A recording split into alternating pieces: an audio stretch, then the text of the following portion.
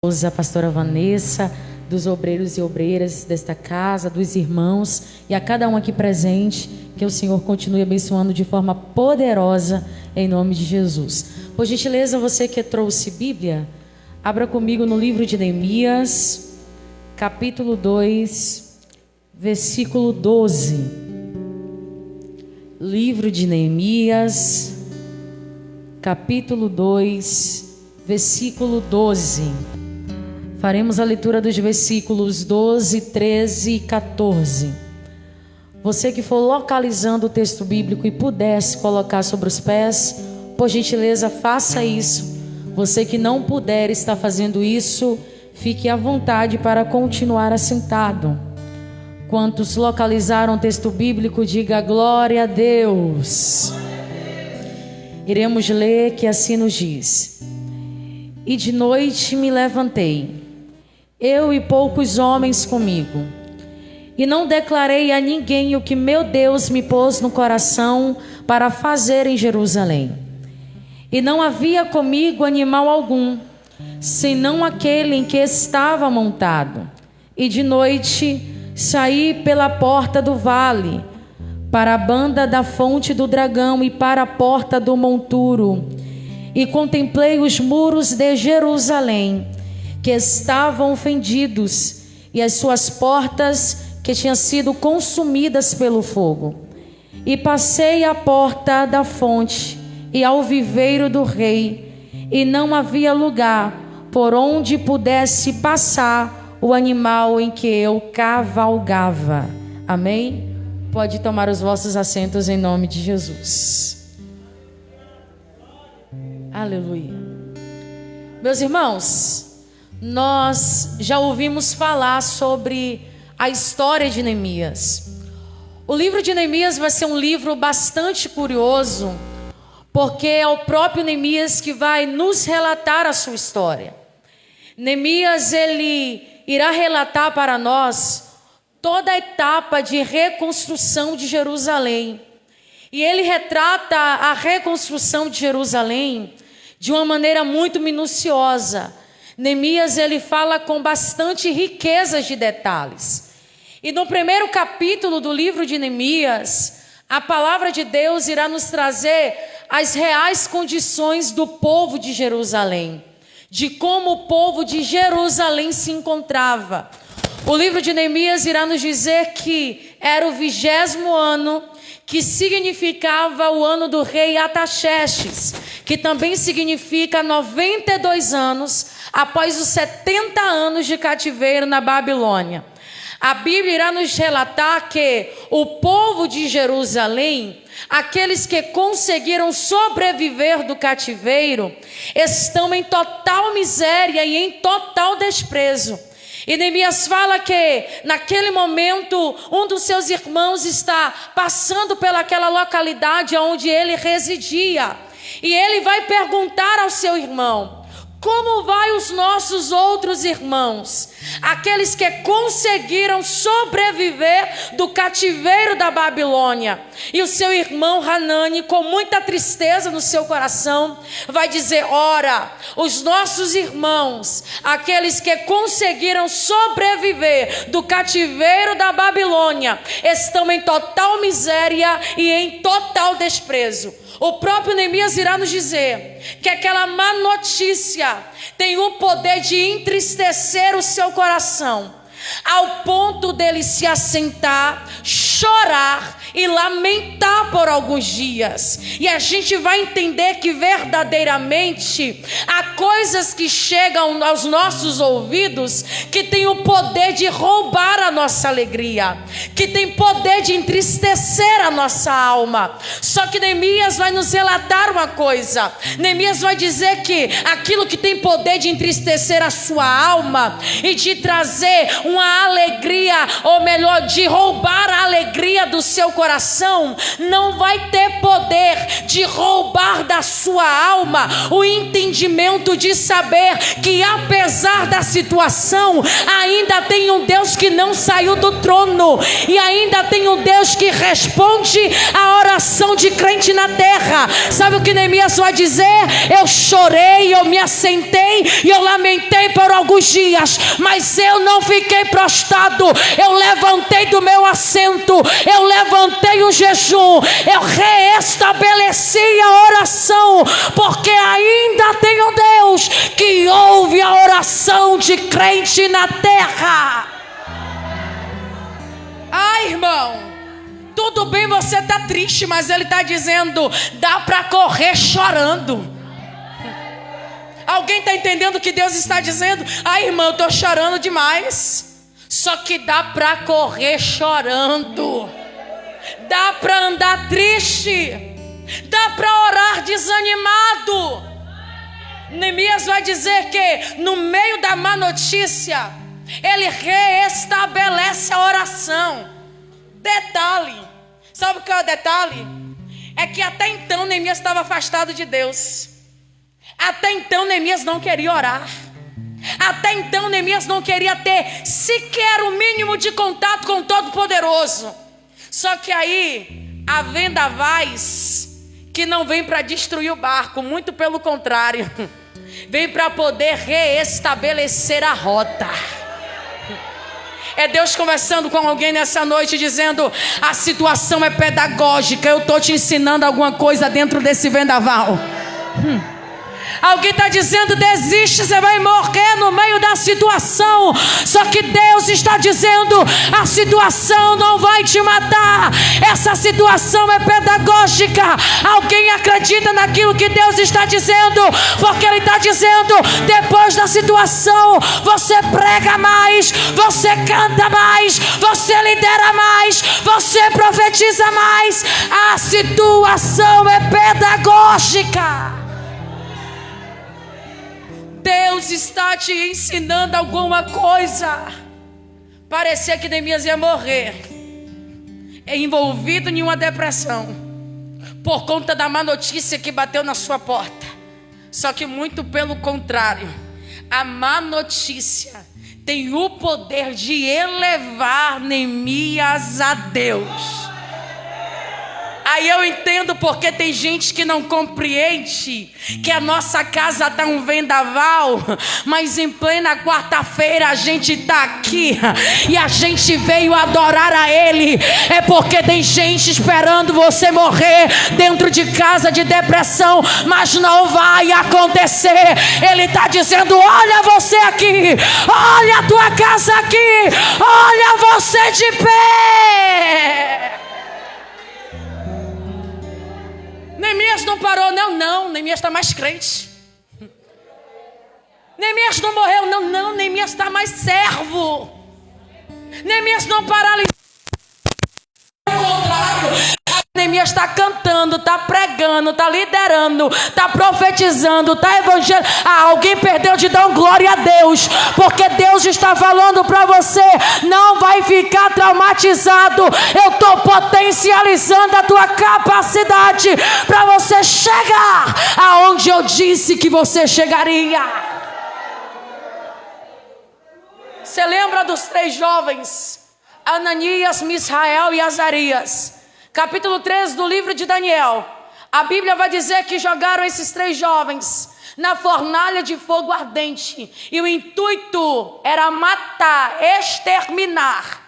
Só que a Bíblia disse que, além dos 3 jovens que jogaram na fornalha, havia um 4º homem passeando com eles no meio do fogo. É que alguém está esperando você morrer na fornalha. Só que Deus está dizendo, vai ter que ver você passeando no meio dela. Ai, irmã, olha a casa dela como é que está. E ela passeia, olha o trabalho que ela perdeu e está passeando, olha a condição da família e está andando para lá e para cá desfilando. Isso é a presença do 4º homem da fornalha. Jogaram para matar. Só que detalhe, A Bíblia vai dizer que saiu os 3. E saíram sem dano algum. A Bíblia está dizendo que eles não saíram traumatizados da fornalha. Que eles não saíram dizendo: depois dessa fornalha eu não vou ser mais crente. Depois dessa fornalha eu não vou mais para aquela igreja. Depois dessa fornalha, se eu conseguir me livrar dessa fornalha, eu não vou mais servir a esse Deus. Muito pelo contrário, os 3 jovens gritavam em alto e bom som que ele era Deus se livrasse, e se não livrasse, continuaria sendo Deus. Situações pedagógicas estão te elevando para perto da graça toda poderosa de Deus. Neemias, ele volta a orar. E nessa noite já foi falado sobre o poder da oração. Alguém que diz que quando nós trabalhamos, nós trabalhamos. Agora, quando nós oramos, Deus trabalha. Isso aqui é baseado nos relatos bíblicos.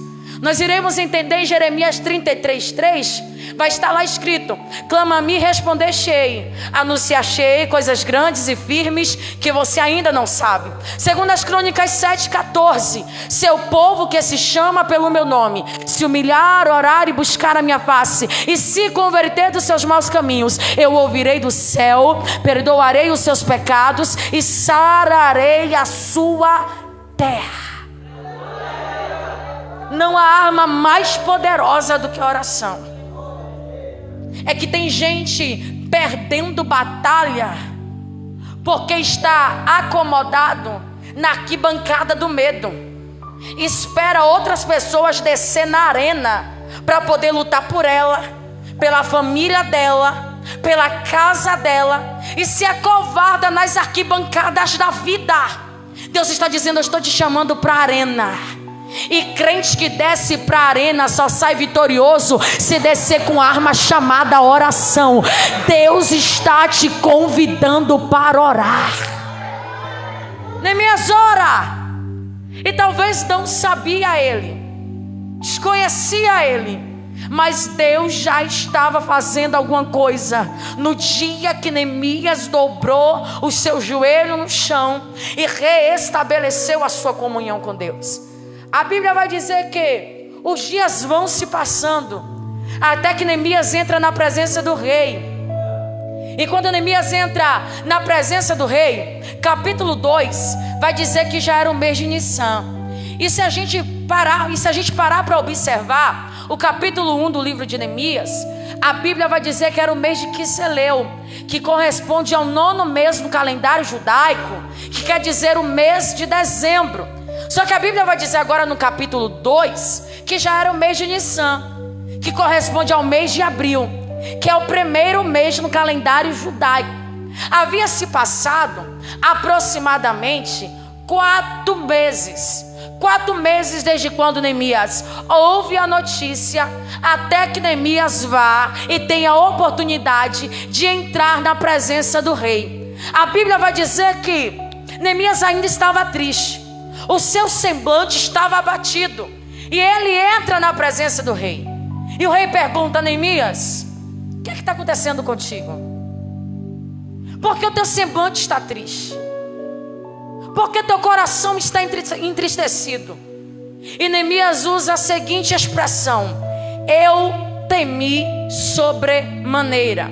Por que Neemias usa essa expressão? Porque é bem verdade que naquele tempo, para que alguém viesse a se apresentar na presença do rei, deveria reestabelecer a etiqueta. Ou seja, não importava o que ele estivesse passando dentro da casa dele, não importava se ele estivesse vivendo um momento de luto, ele deveria recolher o luto, se despedir de toda a situação pessoal e se apresentar na presença do rei com etiqueta. Só que a tristeza da alma de Neemias era tão profunda que ele esquece da etiqueta e se apresenta na presença do rei com muita tristeza, ao ponto do rei perceber. Aí a Bíblia vai dizer que Neemias fala ao rei: ora, rei, os meus irmãos, os que conseguiram sobreviver do cativeiro da Babilônia, estão em total miséria e em total desprezo. E eu preciso que, se porventura o Senhor puder, me dê carta, me libere e permita que eu vá. Só que tem um detalhe aqui: Neemias era copeiro do rei. Olhe para alguém e diga para ele: copeiro do rei. E se Neemias era copeiro de rei, Neemias comia bem, dormia bem, estava bem acomodado e tinha um excelente salário. Neemias não tinha por que se incomodar com a situação de quem está lá embaixo. Só que tem momentos que Deus levanta situações na nossa vida para poder nos arrancar do lugar da nossa acomodação. É que tem gente que não está entendendo o que Deus está fazendo. Só que Deus te trouxe aqui nessa noite para te dizer que isso que está acontecendo na tua vida é um sacode espiritual para você se levantar, para você sair do lugar da tua acomodação. É que tem gente que paralisou, tem gente que estacionou, e tem gente que perdeu a percepção daquilo que Deus quer fazer. Só que Deus te trouxe aqui para te dizer que hoje é noite de sacudir a tua vida. Hoje é noite de sacudir a tua chamada. Hoje é noite de te dar o rumo. Hoje é noite de te dar o norte espiritual. Deus está arrancando Neemias do lugar da acomodação. A Bíblia vai dizer que o rei olha para Neemias, e isso aqui não é para quem é crente natural, isso aqui é para quem é crente espiritual de verdade. O rei olha para Neemias e fala para ele: toma carta e vai. Toma carta, porque eu te libero. E Neemias, detalhe: se precisar do meu exército, é teu. Dois crentes entenderam. Se precisar das minhas ferramentas, é tua. Se precisar da minha arma, eu também te dou. E eu já falei que isso aqui não é para crente natural, isso aqui é para crente que vive o sobrenatural de Deus. Porque é uma mão poderosa entrando lá dentro do palácio e dizendo: dá carta ao meu servo e libera ele. Dá carta ao meu servo e deixa ele ir. Dá permissão ao meu servo e deixa que ele vá. Aqui tem gente preocupada. Irmã, você não tem noção. Já falaram que lá não vai com a minha cara. Não gosta de como eu falo. Disseram que odeia a minha aparência. Falaram que não gosta nada, nem da minha voz. Não me suporta. Minha entrada travada lá. Querido, pode não respeitar a tua história, só que vai ter que respeitar ao Deus que você está servindo. Ah, porque não gosta de mim. Não podem gostar de você, mas vai ter que gostar do Deus que tem andado contigo. Vai ter que gostar do Deus que manda na tua história. Dá carta ao meu servo e libera. É porque enquanto tiver crente chorando, a mão de Deus entra em qualquer lugar. Ah, irmã, porque travaram. Não há lugar, autoridade que tenha autonomia, autenticidade superior para poder travar a entrada de um Deus que é grande. Ele está dizendo: eu entro em penitenciária, eu entro em hospital, eu entro em beco, em viela, em favela, para dar vitória a crente que está orando. Ele entra em qualquer lugar. E tem gente preocupada: quem vai financiar o projeto? Está vendo Deus incomodando até que não é crente, para poder financiar um projeto em uma obra que ele nem conhecia. O rei não sabia quem era Deus, não servia ao Deus de Neemias. Neemias era apenas um simples copeiro. Só que Deus está levantando gente descrente lá de dentro do palácio, para poder dizer: eu estou financiando o projeto. Ah, querido, alguém está entendendo o que Deus está falando? Porque tem gente querendo engavetar projeto, porque faltou recurso. Só que Ele está dizendo: não se preocupa, eu estou levantando alguém.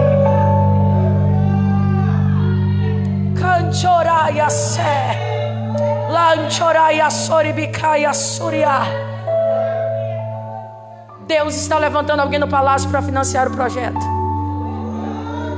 Aí a Bíblia vai dizer, Neemias irá nos relatar que ele se levanta à meia-noite e não havia nada com ele, a não ser um animal que ele estava montado.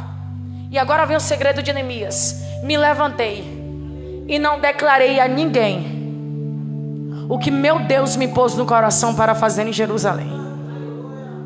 Sabe qual é o segredo de Neemias? Fazer as coisas em segredo. O segredo de Neemias é fazer as coisas em segredo. Há alguém que vai dizer que o homem é senhor do que cala e escravo do que fala.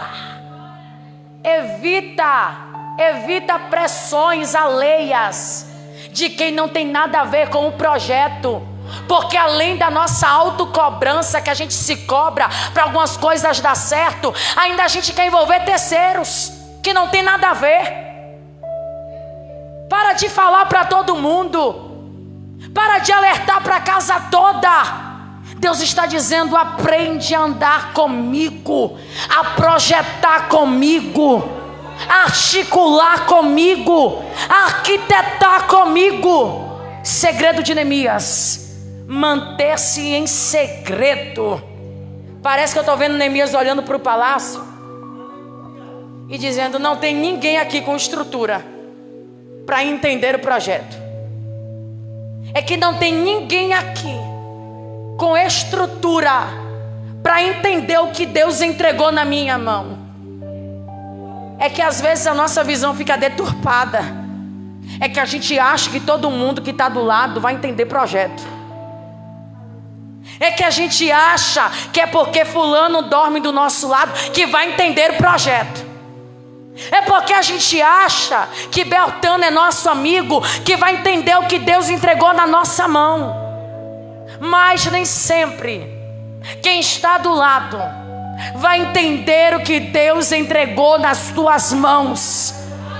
Tem coisa que teu amigo não vai ter estrutura para entender, e Deus está dizendo: é entre você e eu, é entre eu e você.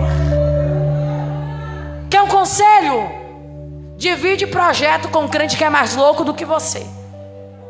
Irmã, que é isso que divide projeto só com crente que é mais doido que você. Quer ver um negócio? Experimenta contar projeto a crente natural. Não dá certo. A gente vai todo animado: irmão, é que eu tenho um projeto. Aí ele vai perguntar: e o recurso? E o dinheiro? Como é que vai fazer? Está em momento pandêmico, não tem como, desiste. Porque crente natural só enxerga aquilo que está diante dos seus olhos. Agora experimenta contar projeto para crente que é mais doido que você. Você nem precisa terminar de contar o projeto, ele já está dizendo: vai dar certo, já deu certo, Deus está dando jeito. Se faltar recurso terreno, Deus está providenciando o divino. Anda com quem é doido. Olha para esse irmão, olha para esse crente que está do teu lado. Diz para ele: olha, fala para ele: olha, se você não for doido, você vai sumir da minha vida. Diga para ele: se você não for doido, você vai sumir da minha vida. Eu quero profetizar que Deus está colocando gente doida, cheia dele na tua vida, para te pegar pelo braço e dizer: bora, vai dar certo, vai dar certo, vai ter jeito.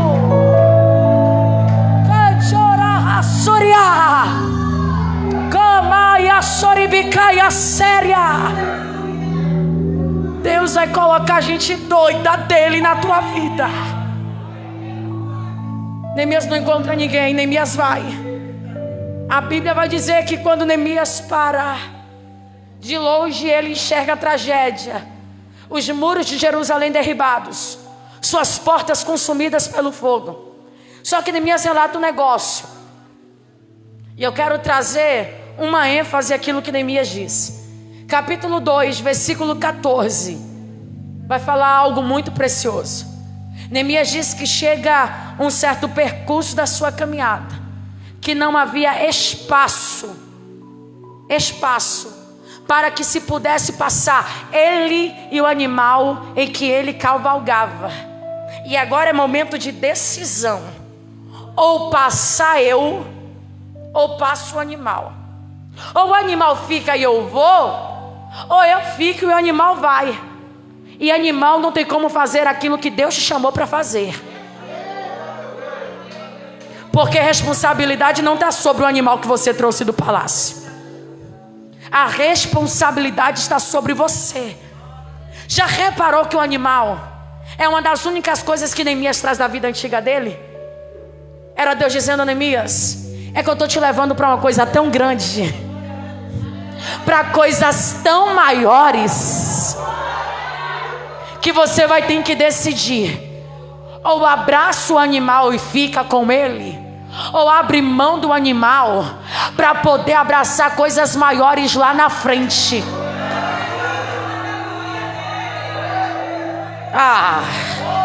É que não tem como viver coisas maiores se você ainda está abraçada com o animal da vida antiga. Deus está dizendo: abre mão do animal, eu estou te levando para outro nível, eu estou te levando para outra face, eu estou te levando para outro negócio, eu estou te levando para o novo. Está preparada para abandonar o animal? Neemias está preparado para deixar o animal. Neemias decide: o animal fica e ele vai. A Bíblia vai dizer que agora Neemias encontra 3 resistências, e eu estou adiantando porque o tempo não nos espera. Neemias encontra 3 resistências naquele lugar: Sambalate, Tobias e Gesem. É porque quando o projeto é de Deus, entenda isso aqui, para você não se confundir com as coisas. Quando o projeto é de Deus, se não tiver resistência, algo de errado não está certo. Tem que ter resistência. Irmã, qual é o sinal de que Deus está na frente do negócio? As oposições, os percalços no meio do caminho, as dificuldades, as situações adversas.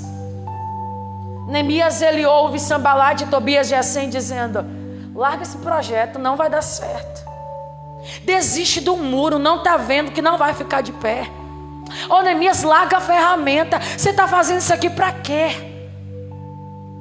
Irmão, se num percurso do projeto não chegar um determinado momento que você venha bater de frente com o teu inimigo, com um adversário, tenha medo, porque talvez você esteja andando na mesma direção que a dele. A gente só bate de frente com o nosso inimigo se a gente estiver andando em direção contrária. Crente que não tem oposição do inimigo é porque está andando de mãos dadas com ele, e ele não tem preocupação com esse tipo de crente. Quer ter uma vida fácil? Vai para um spa. Isso aqui é evangelho, e Deus está dizendo: vai ter oposição, mas eu vou te dar a vitória. Vai ter luta, mas a vitória é certa. Falaram para Neemias: não vai dar certo. E Neemias continuou. Sabe qual era o grito de Neemias? eu estou fazendo uma grande obra e eu não posso parar. A Bíblia vai dizer que todas as vezes que se levantava, Neemias ia para a oração. E em poucos dias, Jerusalém estava em pé, os seus muros no lugar e a sua porta reestabelecida. Aquilo que se pendurava por muitos anos para que pudesse ter êxito, em dias e em poucos dias, Deus fez acontecer através da mão de Neemias. Sabe qual é o segredo aqui? É Neemias não parando para rebater piadinha, bater boca com quem não tem nada a ver com o projeto. O negócio de Neemias é estar envolvido demais com a obra. E crente envolvido demais com a obra não tem tempo para dar ouvido à oposição. Se a oposição bater na porta, ele vai dizer: estou muito ocupado, estou indo para o culto, estou indo adorar, estou indo buscar vitória, estou ocupado demais. Deus está dizendo que é o conselho: se envolva com a obra. Deus está trazendo a evidenciação. Projetos que talvez você atrasou na sua vida por falta de sabedoria. Parou para falar com quem não devia, para rebater aquilo que não deve ser rebatido.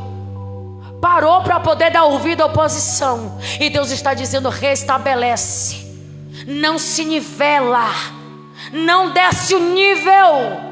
Deixe que eu respondo por você. Se envolva com a obra. Deus está trabalhando ao teu favor. Ele está trazendo a evidenciação a projetos. Tenha certeza que nessa noite há projetos sendo tirados da gaveta. E Deus está dizendo: eu estou tirando do papel. Coisas maiores vai acontecer. E hoje é o dia de você abandonar o animal. Se coloque de pé, eu quero orar pela tua vida. Eu tenho 3 minutos para orar pela sua vida. Coloca a mão sobre o teu coração. Eu quero que você ore comigo. Alabara Surya, Canchoraia Séria, Lamanchoraia Siribicaia So. O Espírito Santo está redirecionando rotas nessa noite. O Espírito Santo está trazendo direcionamento a vidas que chegaram perdidas aqui nessa noite. Eu vejo Deus entregando plano de estratégia. Alguém vai esperar você chegar em casa do jeito que você sempre chega, rebatendo, batendo o pé, fazendo birra e gritando. Só que Deus está dizendo: eu estou te dando equilíbrio. A partir de hoje você não é desequilibrada, você não é desequilibrado. Eu estou te dando equilíbrio. Eu quero te convidar a orar. Espírito Santo de Deus, Pai, aqui está a tua igreja. Pai, aqui está o teu povo. Senhor, diante da tua poderosa palavra, essa palavra que é mais penetrante do que uma espada de 2 gumes, que vai na divisão da alma e do espírito, e que discerne todas as coisas. Sim, Pai, é debaixo dessa palavra que eu quero orar por essas vidas nessa noite. Espírito Santo, reestabelece, meu Pai, o equilíbrio, reestabelece a dependência. Alguém chegou aqui sem direção, sem saber como vai fazer e para onde vai ir, mas nesta hora, nesta noite, Espírito Santo de Deus, começa a dar direcionamento. Espírito Santo, começa a redirecionar a rota, começa a reestabelecer pessoas. Alguém que já bateu o pé nessa noite está dizendo: eu estou abandonando o animal. E ele está dizendo: a partir do momento que você abandona, eu estou te levando para o novo. Abandona as velhas obras, abandona os relacionamentos falidos, abandona as alianças que não te servem. serve, tem lugar que não te cabe mais. E Deus está dizendo: é hora de abandonar. Espírito Santo, abraça a alma de alguém nessa noite. Sinta o abraço do teu Pai te abraçando. Sinta o refrigério.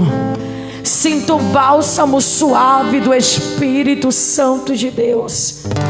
Talvez você chegou aqui triste, abatida, desesperada, dizendo: Deus, como é que eu vou fazer? Nessa noite o Espírito Santo está te dando estratégia. E Ele está dizendo: sinta a tua mente sendo iluminada.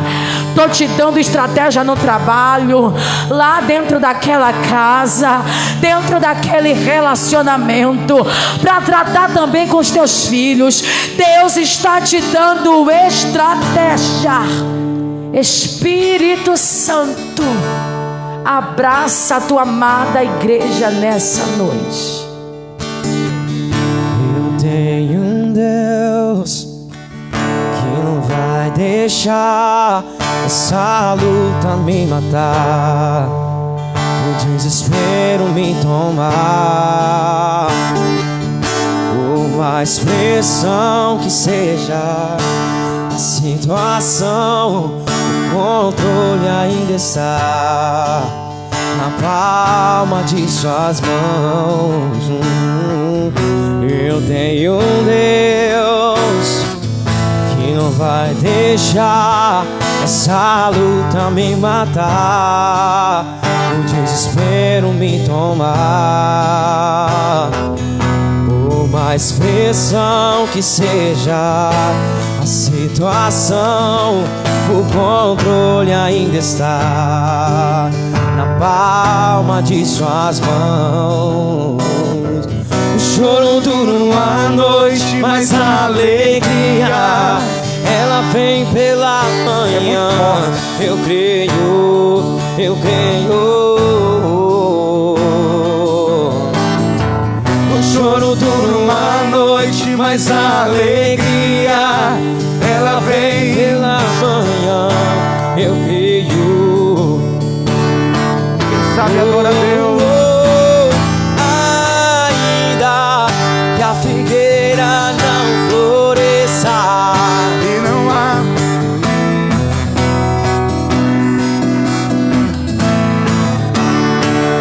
todavia me alegrarei.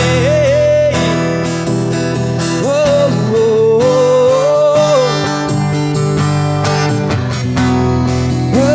Oh,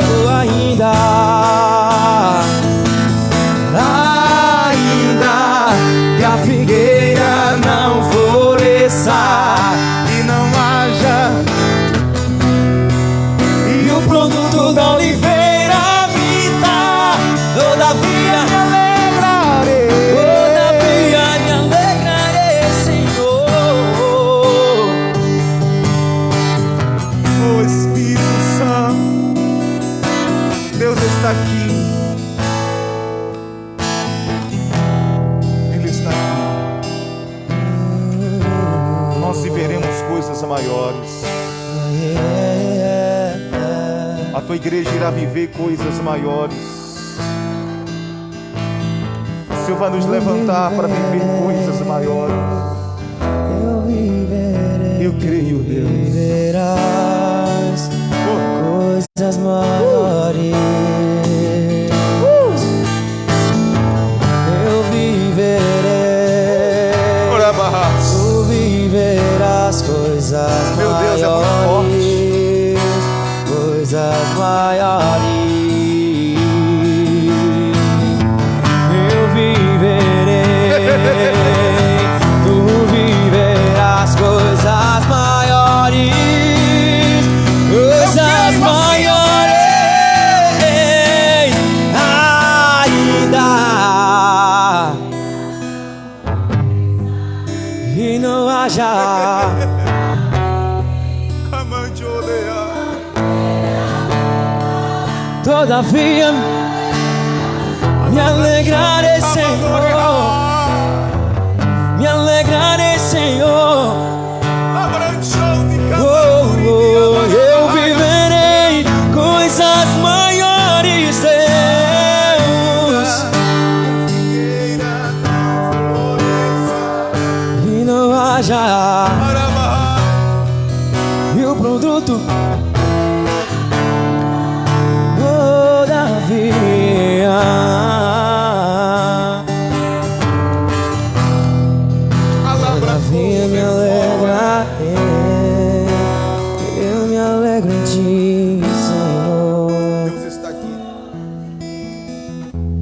Quem pode dar glória para Jesus?